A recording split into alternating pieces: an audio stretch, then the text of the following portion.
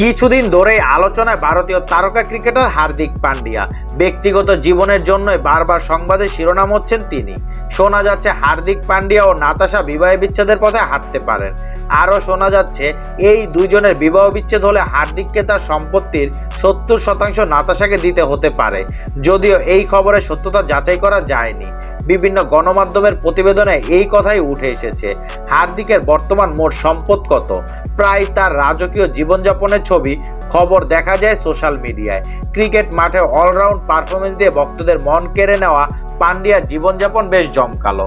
বিভিন্ন রিপোর্ট অনুযায়ী হার্দিকের মোট সম্পত্তির মূল্য প্রায় $11.4 মিলিয়ন, যা বাংলা টাকায় প্রায় 95 কোটি টাকার বেশি। ক্রিকেট ম্যাচ ছাড়াও তিনি ব্র্যান্ড এন্ডোর্সমেন্ট ও সোশ্যাল মিডিয়ার মাধ্যমে প্রচুর আয় করেন। 2016 টি-20 ও ওয়ানডেতে হার্দিকের অভিষেক হয়। ক্রিকেট ক্যারিয়ারে দ্রুত উন্নতি হয়, সঙ্গে বাড়তে থাকে আয়।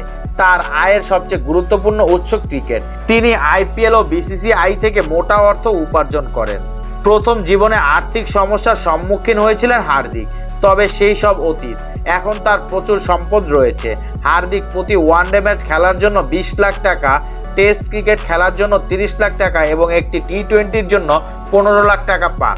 2022 সালের অনুসারে আইপিএলে গুজরাট টাইটান্স থেকে ফি হিসেবে 15 কোটি টাকা পেয়েছিলেন। এখন তিনি মুম্বাই ইন্ডিয়ান্সের অধিনায়ক। আনুমানিক তার মাসিক আয় 1.5 কোটি টাকা।